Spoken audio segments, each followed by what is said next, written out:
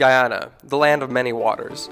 Everyone always asks me, what's the first thing that you noticed about this country? To be honest, it was first being greeted with a rush of humidity. The second thing that I noticed were the dogs roaming the streets. The third thing that I noticed was the plethora of different sounds layered on top of each other. Donkeys, cows, stereos, boom boom minibuses, parrots, children, and most of all, the roosters. The land of many noises. Those evil, evil birds that have no sense of time or direction. Yeah, sure, I remember a rooster in our neighborhood growing up. It crowed a few times at sunrise. Here, however, sunrise is 4 a.m., 5 a.m., 6 a.m., 7 a.m., and 8 a.m., and perhaps other parts of the day as well. Maybe I was drawn toward the roosters out of a lack of sleep, somewhere between delirium and insanity. I'm not sure why, but I felt the need to investigate these disgusting creatures. So for further information, I turned to a resident expert. Good afternoon. What is your name? My name is Keith Sampson. I'm from Stewartville. What is the cultural significance of a rooster? Well, in Guyana, we would refer to the rooster as a fowl cock. Fowl cock, eh? So that's Creolese for Satan, I take it? He generally looks out for their well-being. Added to that, the fowl cock crows. The crowing of the fowl cock is very important. Sort of a welcoming sound, a Guyanese sound. You feel comfortable when you hear the fowl cock crowing in the morning. And how does the fowl cock relate to the hen? Oh, well, the fowl cock is usually very dominant. We'd call the fowl cock a bully. Usually you don't have more than one fowl cock in one yard. When you have that, you have problems. There will be one fowl cock that would be dominant, and if any other fowl cock tries to challenge it, they would have to fight for dominance. And the dominant fowl cock would usually run the yard. All the hens would belong to that fowl cock. A bunch of hens to one fowl cock. Any other Not too bad. who decides to tread a hen would have to fight after. And the fowl cock usually bullies the hens. When I'm not sure if there's a communication between them, but it seems as though whenever the fowl cock desires to tread the hens, he treads the hens. All right. All right. Well, thank you for taking the time out to talk to me today. Thank you. For a different perspective, I turn to the best and brightest that America has to offer. I don't know. I hate parrots more, actually. don't tell my host family I said that. I'm kind of Krista in that I dislike parrots more. Mostly because one lives right next to me. Well, it depends on if you're talking about big fowl cock or small fowl cock, because the big ones kind of annoy me, but they're also delicious. Like, what about like U.S. fowl cock? Do you like respect fowl cock, or do you like, no, they're just dumb and lazy?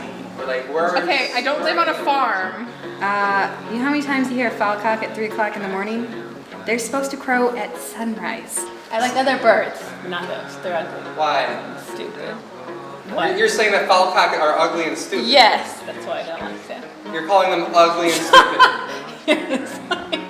I do. I respect the bird, especially when you see a bird-dog fight and the bird wins. I mean, fowl cock gotta win, right? How does the bird win? I'm not really sure. It just happens sometimes.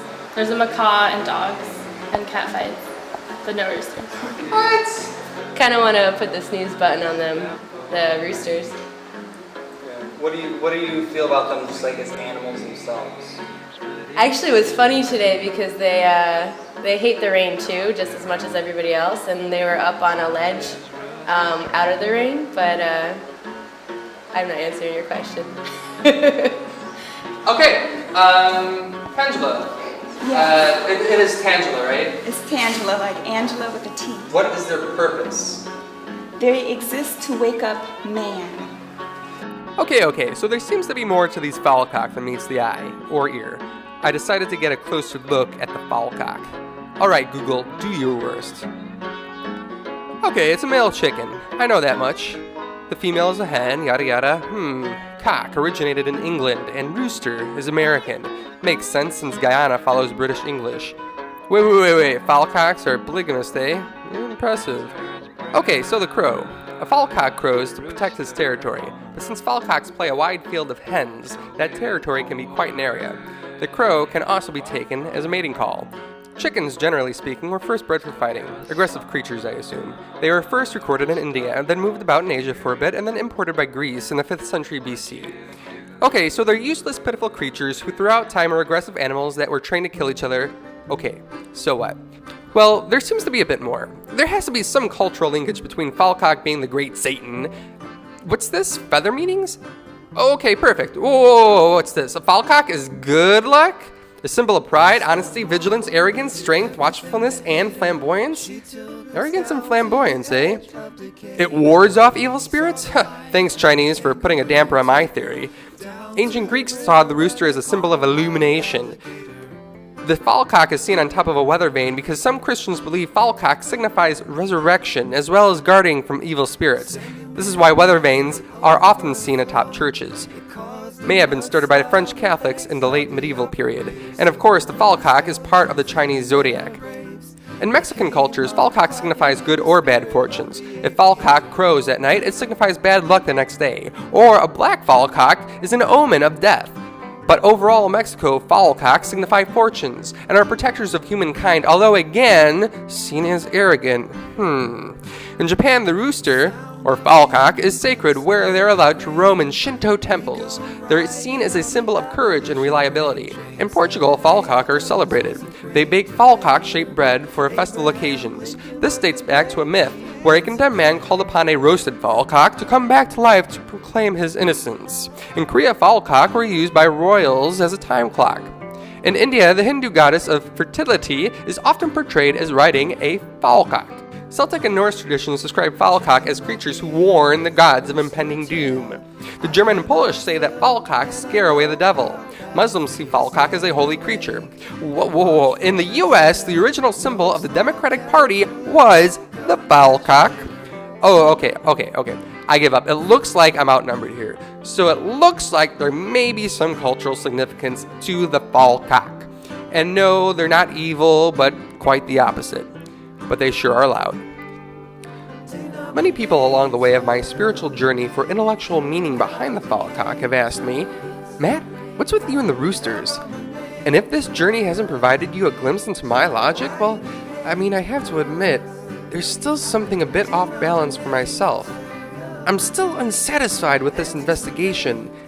I feel as if there's something more to this fowlcock. A single arrogant, flamboyant creature on a weather vane looking out for a bunch of clucking hens? I don't know. Who knows?